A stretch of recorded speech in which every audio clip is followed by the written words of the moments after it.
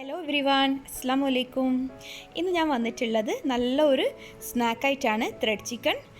നമ്മളിതിന് ചിക്കൻ പൊട്ടിത്തെറിച്ചതെന്നും കൂടി പറയും. രണ്ട് രീതിയിൽ ഇത് ഉണ്ടാക്കിയെടുക്കാം. വളരെ ഈസി, നല്ല ടേസ്റ്റി ആയിട്ടുള്ള റെസിപ്പിയാണ്. അപ്പോൾ നമുക്കിനി വീഡിയോയിലേക്ക് കിടക്കാം. അതിന് ഞാനിവിടെ 500 ഗ്രാം ചിക്കൻ എടുത്ത് വെച്ചിട്ടുണ്ട്.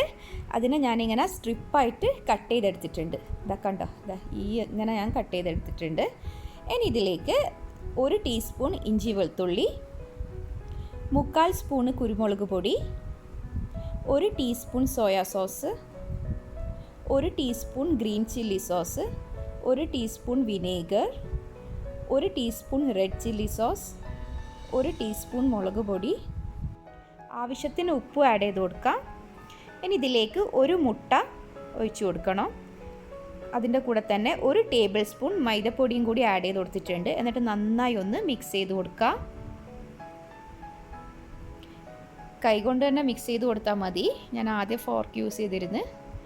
അപ്പോൾ ഞാനിപ്പോൾ കൈനെ കൊണ്ട് തന്നെ അങ്ങ് മിക്സ് ചെയ്യാണ്. നല്ലോണം ഒന്ന് മിക്സ് ചെയ്തെടുക്കണം. എന്നിട്ട് ഇതിനെ നമുക്ക് 1 മണിക്കൂറെങ്കിലും മാരിനേറ്റ് ചെയ്ത് വെക്കണം ഫ്രിഡ്ജിൽ.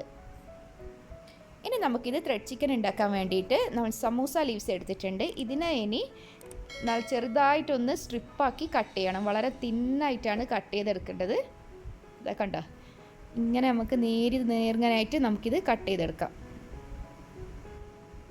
എത്രത്തോളം നേരിയതാക്കിയിട്ട് കട്ട് ചെയ്യാൻ പറ്റുമോ അങ്ങനെ കട്ട് ചെയ്യാം. അപ്പോൾ എനിക്കിതാ ഇങ്ങനെയാണ് വന്നിട്ടുള്ളത്. അപ്പോൾ ഇതുപോലെ നമുക്കെല്ലാം കട്ട് ചെയ്തെടുക്കണം. നിങ്ങൾക്ക് വേണമെങ്കിൽ ഇത് ലോങ് ആയിട്ടും കട്ട് ചെയ്തെടുക്കാം. അപ്പോൾ ഇതാ ഞാൻ ആവശ്യത്തിനുള്ള സമൂസ ലീവ്സ് കട്ട് ചെയ്ത് വെച്ചിട്ടുണ്ട്. ഇനി ആവശ്യമുണ്ടെങ്കിൽ കട്ട് ചെയ്താൽ മതി. അപ്പോൾ ഇതാ 1 മണിക്കൂർ കഴിഞ്ഞിട്ടുണ്ട്. ചിക്കനൊക്കെ നന്നായി മാരിനേറ്റായി വന്നിട്ടുണ്ട്. ഇനി നമുക്ക് ത്രെഡ് ചിക്കൻ ഉണ്ടാക്കാൻ സ്റ്റാർട്ട് ചെയ്യാം. അതിന് ഞാൻ ആദ്യം തന്നെ കുറച്ച് സ്ട്രിപ്സ് അതിലേക്ക് വെച്ചിട്ട് ഇതിനെ ജസ്റ്റ് ഒന്നിങ്ങനെ റോൾ ചെയ്തെടുക്കുക. ചിക്കൻ അതിൻ്റെ മേലെ വെച്ചിട്ട് കൈനെ കൊണ്ട് തന്നെ ജസ്റ്റ് ഒന്നിങ്ങനെ റോൾ ചെയ്തെടുക്കുക. എന്നിട്ട് നല്ലോണം ഒന്ന് പ്രസ് ചെയ്ത് കൊടുക്കുക. ആ ലീവ്സ് ഒന്ന് പുറത്താവാതിരിക്കാൻ വേണ്ടിയിട്ടാണ്. അപ്പോൾ ഇത് നന്നായി ഒട്ടിപ്പിടിച്ച് വന്നിട്ടുണ്ട്. ഇതുപോലെ നമുക്ക് ബാക്കിയുള്ളതും കൂടി ഇങ്ങനെ റോൾ ചെയ്തെടുക്കണം.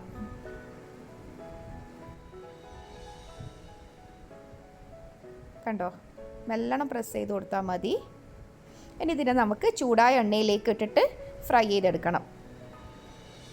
ചെറിയ തീയിലിട്ടിട്ട് വേണം നമുക്കിത് ഫ്രൈ ചെയ്തെടുക്കാൻ. അല്ലെങ്കിൽ പുറമേ അങ്ങ് കരിഞ്ഞു പോകും, ഉള്ളൊന്നും വേവാണ്ട്. ടോട്ടൽ ഒരു 8 മുതൽ 10 മിനിറ്റ് വരെ ടൈം എടുക്കും ഇത് ഫുള്ള് കുക്കായി കിട്ടാൻ വേണ്ടിയിട്ട്. അപ്പോൾ ഇതാ നല്ല ഗോൾഡൻ കളറായി വന്നിട്ടുണ്ട്. ഇനി ഇതിനെ നമുക്ക് എണ്ണയിൽ നിന്ന് മാറ്റിയെടുക്കാം.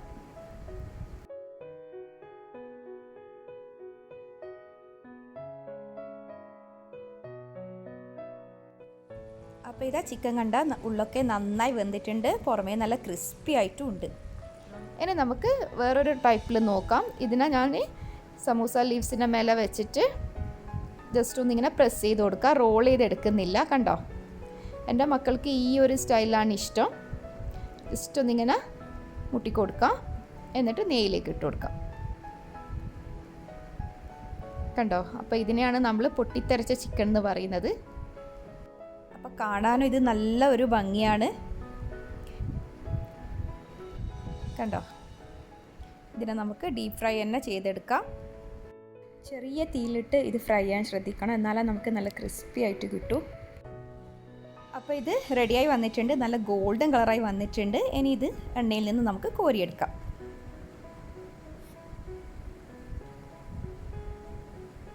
അപ്പോൾ ഇതാ നമ്മളെ ത്രെഡ് ചിക്കൻ റെഡി ആയിട്ടുണ്ട്. നല്ല അടിപൊളി സൂപ്പർ ടേസ്റ്റാണ്.